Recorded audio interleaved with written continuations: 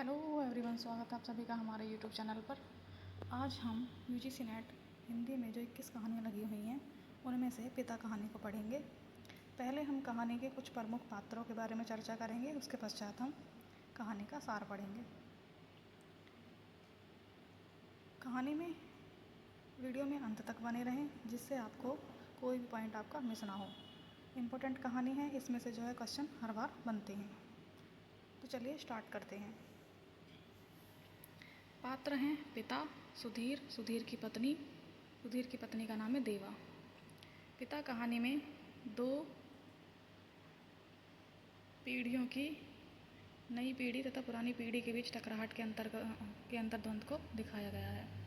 पुरानी पीढ़ी के रूप में पिता हैं तथा नई पीढ़ी के रूप में पुत्र हैं। पिता के रूप में कहानी में वर्णन है कि पिता पुराने समय से ग्रंथ और रामायण गीता को जो है पढ़ते आ रहे हैं। ऐसा कहानी में बताया गया है कि पिता जो हैं वो पुराने समय से ही रामायण और गीता को पढ़ते आ रहे हैं। कहानी में एक कथानक है जिसका नाम है सुधीर और उसकी पत्नी का नाम है देवा। सुधीर का बड़ा भाई वायुसेना में कप्तान है। कप्तान भाई अपनी बहन के लिए 2 वर्ष से लगातार 50,000 रुपये महीने भेजता आ रहा है। यह कहानी पिता वृद्ध विमर्श पर आधारित है, मतलब कि पिता जो हैं वो वृद्धावस्था में हैं और उनके साथ उनकी मनस्थिति कैसी है उसके बारे में जो है कहानी में वर्णन है। ज्ञान रंजन के पिता कहानी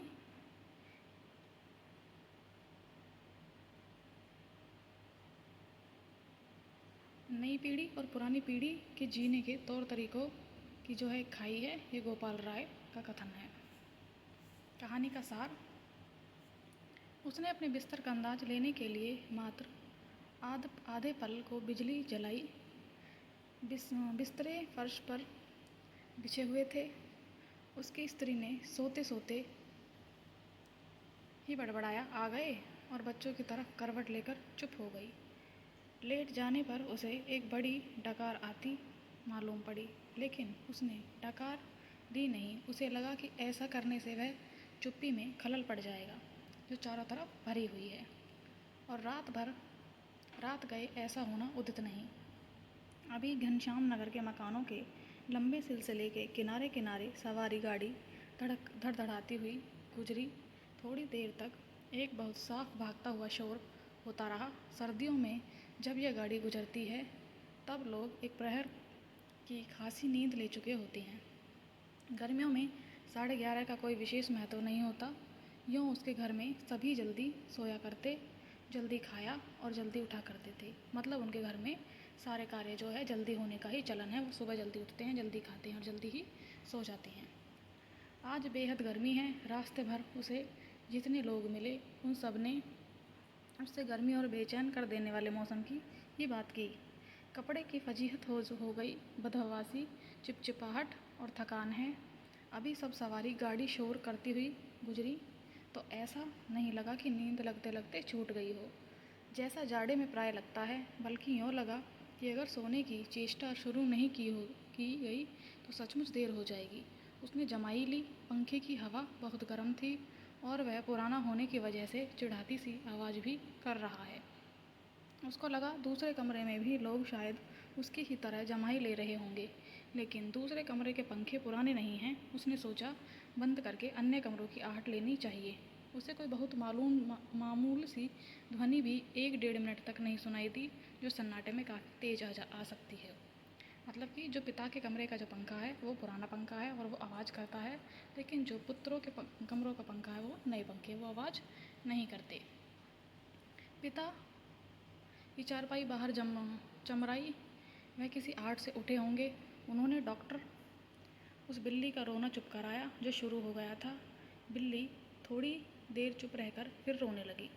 अब पिता ने डंडे को गज पर कई बार पटका और उस दिशा की तरफ खदेड़ने वाले ढंग से दौड़े जिधर से रोना आ रहा था, और हट हट चिल्लाए। जब वह घूम फिरकर लौट रहा था तो पिता अपना बिस्तर बाहर लगाकर बैठे थे। कनखी से उसने उन्हें अपनी गंजी से पीठ का पसीना रगड़ते हुए देखा। बजता हुआ वह घर के अंदर दाखिल हो गया। बेटे की बात हो रही है। सुधीर की। उसे लगा कि पिता को गर्मी की वजह से नींद नहीं आ रही है, लेकिन उसे इस स्थिति से रोष हुआ। सब लोग पिता से अंदर पंखे के नीचे सोने के लिए कहा करते हैं, पर वह जरा भी नहीं सुनते। हमें क्या भोगेंगे कष्ट। कुछ देर पड़े रहने के बाद वह उठा। उसने उत्सुकतावश खिड़की से बाहर झाँका। सड़क की बत्ती छाती पर है। गर्मियों में यह बेहद अखर जाता है। पिता ने कई बार करवटें बदली, फिर शायद चैन की उम्मीद में पाटी पर बैठ पंखा झलने लगे। पंखे की डंडी से पीठ का वह हिस्सा खुजलाते हैं जहाँ हाथ की उंगलियाँ दिक्कत से पहुँचती हैं। आकाश और दरख्तों की तरफ देखते हैं। रिलीफ पाने की किसी बहुत हल्की उम्मीद में शिकायत उगलते हैं। बड़ी भयंकर गर्मी है, एक पत्ता भी नहीं डोलता। उनका यह वाक्य, जो नितांत व्यर्थ है, अभी अभी बीते क्षण में डूब गया। गर्मी बरकरार है और रहेगी, क्योंकि यह जाड़े बरसात का मौसम नहीं। पिता उठकर घूमने लगते हैं। 1 या 2 बार घर का चक्कर चौकीदारों की तरह हो करते हुए लगाते हैं, ताकि कोई सेंध वेंध ना लग सके। लौटकर थके स्वर में हे ईश्वर कहते हुए उंगली से माथे का पसीना काटकर जमीन पर चुभाने लगते हैं। बड़ा गजब है। कमरे की एक दीवार से टिक कर बैठ जाने पर वह काफ़ी तनाव में सोचने लगा। अंदर कमरे में पंखे के नीचे घर के सभी दूसरे लोग आराम से पसरे हैं। इस साल जो नया पेडस्टल खरीदा गया है, वह आंगन में दादी अम्मा के लिए लगता है। बिजली का मीटर तेज चल रहा होगा, पैसे खर्च हो रहे हैं, लेकिन पिता की रात कष्ट में ही है। लेकिन गजब यह नहीं, गजब तो पिता की जिद है। वे दूसरों का आग्रह अनुरोध माने तब ना। पता नहीं क्यों पिता जीवन की अनिवार्य सुविधाओं से भी चिढ़ते हैं। वह झल्लाने लगा। चौक से आते वक्त 4 आने की जगह 3 आने और 3 आने में तैयार होने पर 2 आने में चलने वाले रिक्शे के लिए पिता घंटों घंटों खड़े रहेंगे। धीरे धीरे सबके लिए सुविधाएं जुटाते रहेंगे, लेकिन खुद उसमें यह कम से कम शामिल होंगे। पहले लोग उनकी काफ़ी चिरोरी किया करते थे, अब लोग हार गए हैं। जानने लगे हैं कि पिता के आगे किसी की नहीं चलेगी। आज तक किसी ने पिता को वाश बेसिन में मुंह धोते नहीं देखा। बाहर जाकर बगिए वाले नल पर ही कुल्ला दातुन करते हैं। दादा भाई ने अपनी पहली तनख्वाह में गुसलखाने में उत्साह के साथ एक खूबसूरत शावर लगवाया, लेकिन पिता को अरसों से हम आंगन में धोती को लंगोटे की तरह बांधकर तेल चुपड़े बदन पर बाल्टी बाल्टी पानी डालते देखते आ रहे हैं। खुले में स्नान करेंगे, जनेऊ से छाती और पीठ का मैल काटेंगे। शुरू में दादा भाई ने सोचा पिता उसके द्वारा शावर लगवाने से बहुत खुश होंगे, पर उन्हें नई चीज़ का उत्साह होगा।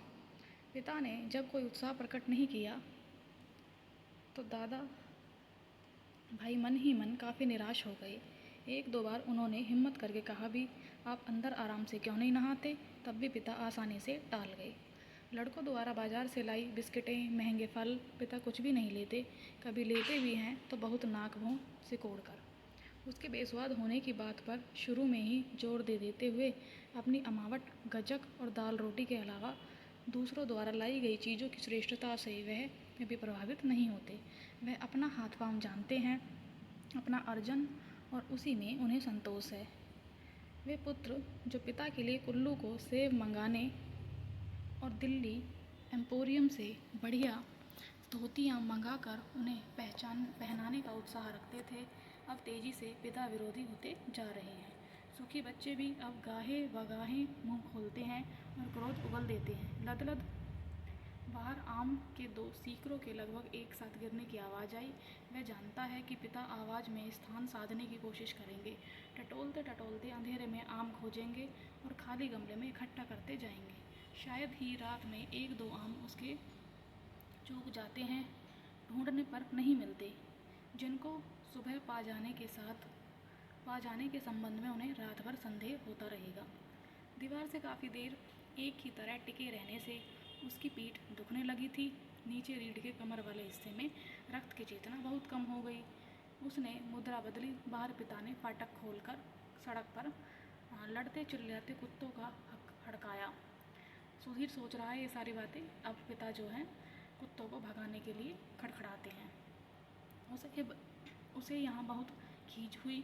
कई बार कहा, मोहल्ले में हम लोगों का सम्मान है, 4 भले लोग आया जाया करते हैं, आपको अंदर सोना चाहिए। ढंग के कपड़े पहनने चाहिए। चौकीदारों की तरह रात को पहरा देना बहुत ही भद्दा लगता है, लेकिन पिता की अड़ में कोई झोल नहीं आता। उल्टा सीधा पता नहीं कहाँ किस दर्जे से कुर्ता कमीज सिलवा लेते हैं। टेढ़ी जेब सदरी के बटन ऊपर नीचे लगा सभा सोसाइटी में चले जाएंगे। घर भर को बुरा लगता है। सुधीर कह रहा है पिता से, लेकिन पिता उसकी एक भी बात को नहीं मानते। लोगों के बोलने पर पिता कह देते हैं, आप लोग जाइए ना भाई, काफ़ी हाउस में बैठिए, झूठी वैनिटी के लिए बेरा को टिप दीजिए, रहमान के यहाँ 1.5 रुपये वाला बाल कटवाइए, मुझे क्यों घसीटते हैं। लोगों का बोलना चुटकी भर में धारा रह जाता है। पिता वैसे तो चुप रहते हैं, लेकिन जब बात बहस में उन्हें खींचा जाता है तो वे काफ़ी करारी और हिंसात्मक बात कह जाते हैं। उल्टे उन्हें घेरने वाले हम भाई बहन अपराधी बन जाते हैं। कमरे से पहले एक भाई खिसकेगा, फिर दूसरा, और फिर बहन, और फिर तीसरा। चुपचाप सब खींचते हारे खिसकते रहेंगे। अंदर फिर माँ जाएगी और विजयी पिता कमरे में गीता पढ़ने लगेंगे या झोला लेकर बाजार सौदा लेने चले जाएंगे। पूछा जा सकता है कि कितने भाई बहन हैं। 3 भाई हैं और 1 बहन है।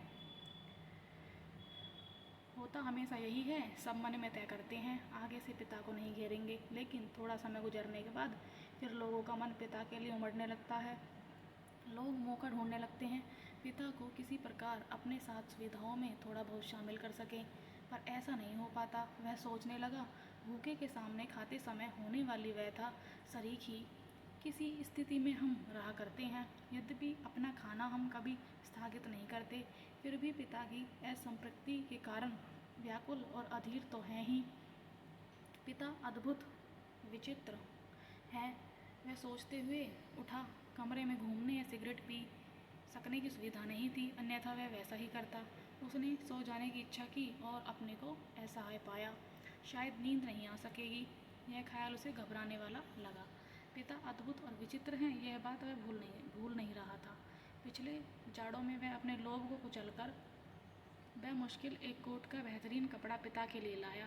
पहले तो वह उसे लेने को तैयार नहीं हुए, लेकिन माँ के काफ़ी भुड़कने से राजी हो गए और उन्हें खुलदाबाद के किसी लपटू मुल्ला दर्जी के यहाँ सिलाने चल दिए। सुधीर ने कहा, कपड़ा कीमती है, चलिए एक अच्छी जगह में आपका नाप दिलवा दूँ, वह ठीक सिलेगा, मेरा परिचित भी है। इस बात पर पिता ने काफ़ी हिकारत उगली। वह चिढ़ उठे, मैं सबको जानता हूँ, वही म्यूनिसिपल मार्केट के छोटे मोटे दर्जियों से काम कराते और अपना लेबल लगा लेते हैं। साहब, ये बात कौन बोलता है? ये बात पिता बोलते हैं कि छोटे मोटे दर्जियों से सिलवा लेते हैं और अपना जो है उस पर लेबल लगा देते हैं। साहब लोग, मैंने कलकत्ते के हॉल एंडरसन के सिले कोट पहने। अपने ज़माने में जिनके यहाँ अच्छे खासे यूरोपियन लोग कपड़ा सिलवाते थे, ये फैशन जिसके आगे आप लोग चक्कर लगाया करते हैं, उसके आगे पाँव की धूल है। मुझे व्यर्थ पैसा नहीं खर्च करना है। कितना परस्पर विरोधी तर्क किया पिता ने। ऐसा वह अपनी जिद को सर्वोपरि रखने के लिए किया करते हैं। फिर सुधीर ने भी कपड़ा छोड़ दिया। जहाँ चाहिए सिलवाइए, भाड़ में झोंकाइए, हमें क्या। वह धीमे धीमे बुदबुदाया। ए पिता, बाहर अकबकाकर उठ पड़े। शायद थोड़ी देर पहले जो आम बगीचे में गिरा था, उसकी आवाज़ जैसे अब सुनाई पड़ी है। वे खिड़की के बाहर देखने लगे। किंचित टिका सा पीठ के पसीने से बनियान चिपक गई थी। बेहद घुटती हुई गर्मी मन उसका मत जाता था। बीवी बड़ी आराम से सो रही है, इसे कुछ पता नहीं, शायद पिता की खाट खाली थी। वह गिरा आम टटोलने के लिए बगिया में घुसे होंगे। पिता कितने विचित्र हैं। लंबे समय से वे केवल 2 ही ग्रंथ पढ़ते आ रहे हैं, यंत्रवत, नियमवत, रामायण और गीता। लगभग 35 वर्षों तक अखंड केवल रामायण और गीता। पूछा जा सकता है, और पहले भी पूछा गया है कि जो है कितने वर्षों से जो है रामायण और गीता पढ़ते आ रहे हैं पिता, तो लगभग 35 वर्षों से।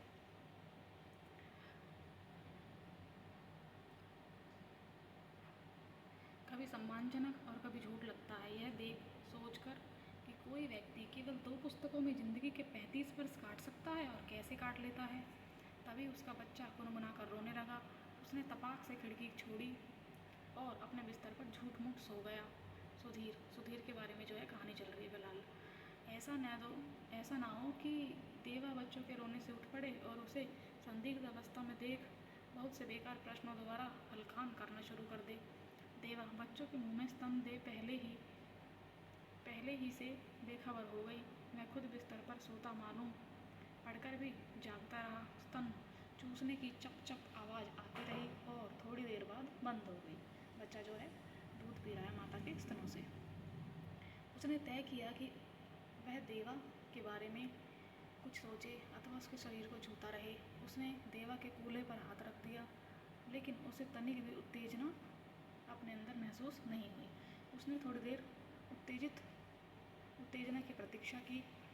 अपनी इस हरकत से ऊब होने लगा और मन भी लांछित करने लगा। बाहर पिता सोए या जाग रहे हैं, जैसा भी हो वह बड़े ज़बरदस्त हैं। इस समय बाहर रहकर बाहरी होते जा रहे हैं। घर के अंदरूनी हिस्सों में लोग आराम से या कम आराम से किसी तरह तो गए होंगे।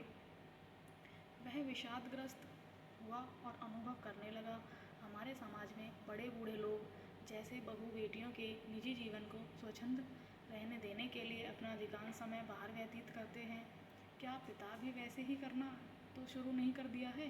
उन्हें सुधीर को डाउट हो रहा है कि ऐसा तो नहीं है जैसे पुराने ज़माने में बड़े बुजुर्ग जो हैं बहू बेटियों को स्वच्छंद रहने के लिए बाहर निकल जाया करते थे, अपना अधिकतर समय जो है बाहर व्यतीत करते हैं। तो सुधीर को लगता है कि पिता भी तो ऐसे ही नहीं बन गए हैं। उसे पिता के बूढ़ेपन का ख्याल आने पर सिहरन हुई। फिर उसने दृढ़ता से सोचा, पिता भी बूढ़े नहीं हुए हैं, उन्हें प्रतिक्षण हमारे साथ साथ जीवित रहना चाहिए। भरसक पुरानी जीवन व्यवस्था कितनी कठोर थी। उसके मस्तिष्क में एक खिंचाव आ गया। विषाद सर्वोपरि था। उसे आंखों में हल्का जल लगने लगा। अगर कोई शीत युद्ध ना होता पिता और पुत्रों के बीच, तो वह उन्हें जबरन खींच के नीचे लाकर सुला देता। लेकिन उसे लगा कि उसका युवापन एक प्रतिष्ठा की जिद कहीं चुराए बैठा है। वह इस प्रतिष्ठा के आगे कभी बहुत मजबूर, कभी कमज़ोर होता जाता है। उसे भुगत भी रहा है। दरअसल उसका भी अक्सर चिल्ला उठने को हुआ है।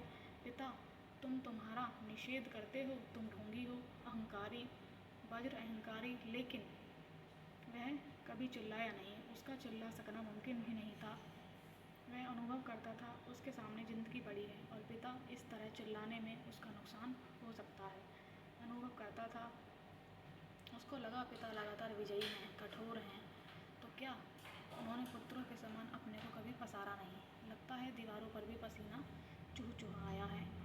खुद को छुरा भोंक देने या दीवार पर सिर पटकने या सोती बीवी के साथ पाशविक हो जाने का ढोंग सोचने के बाद भी गर्मी की बेचैनी नहीं कटी। उसने ईश्वर को बुदबुदाना चाहा, लेकिन वैसा नहीं किया। केवल हल्के हल्के हाथ के पंजों से सिर के बालों को दबोचकर वह सो गया।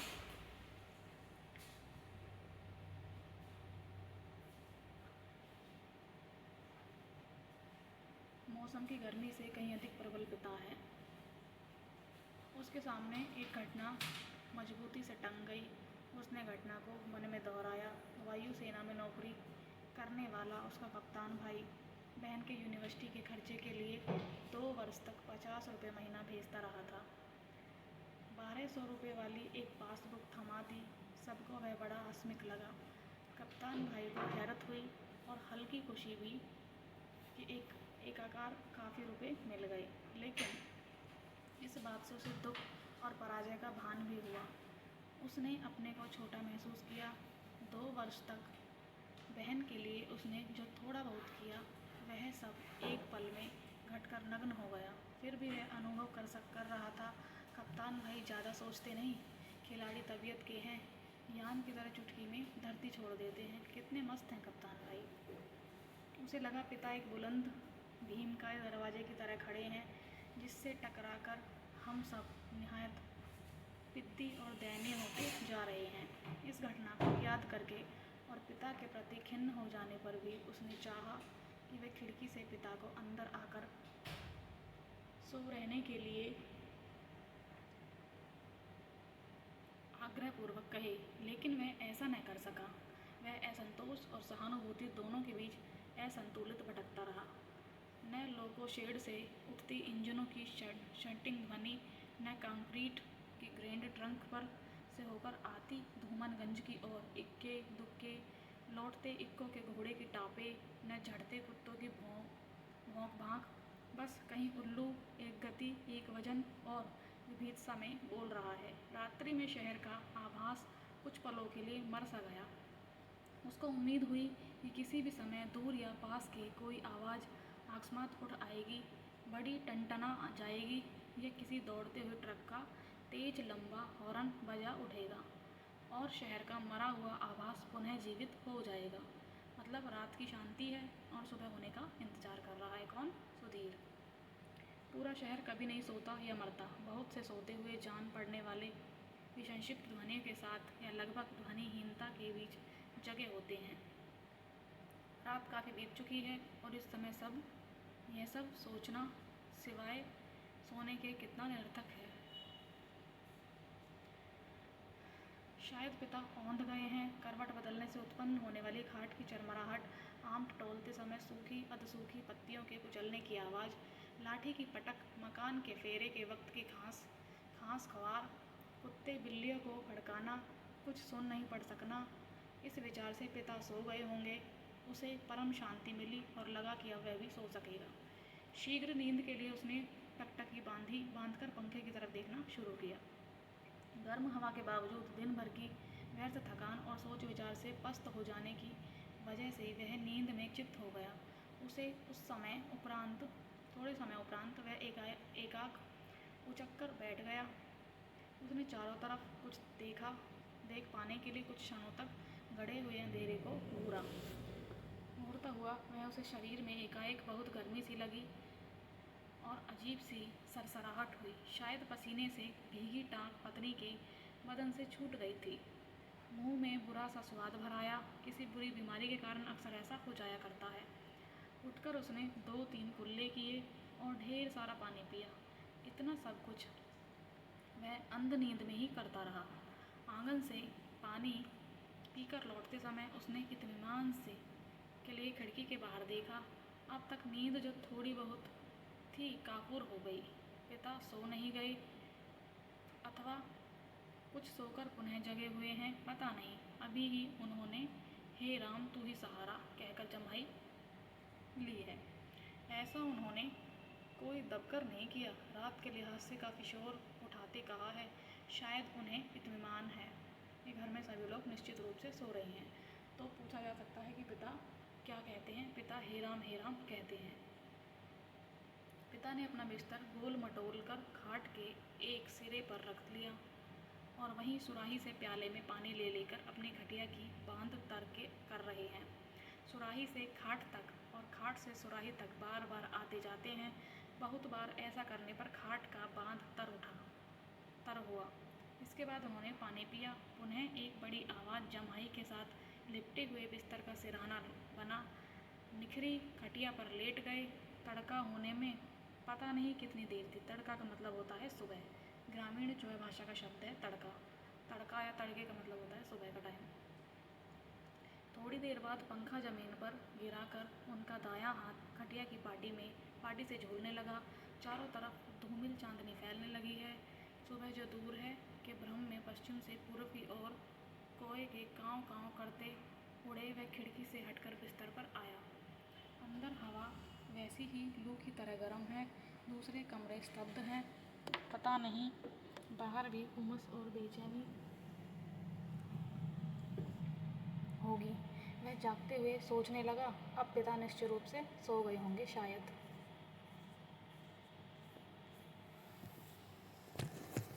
धन्यवाद, बहुत बहुत धन्यवाद आपका कहानी में बने रहने के लिए। नेक्स्ट वीडियो में हम कहानियों में से जितने भी PYQ या फिर जितने भी इम्पोर्टेंट क्वेश्चन बन सकते हैं उनकी वीडियो बनाएंगे और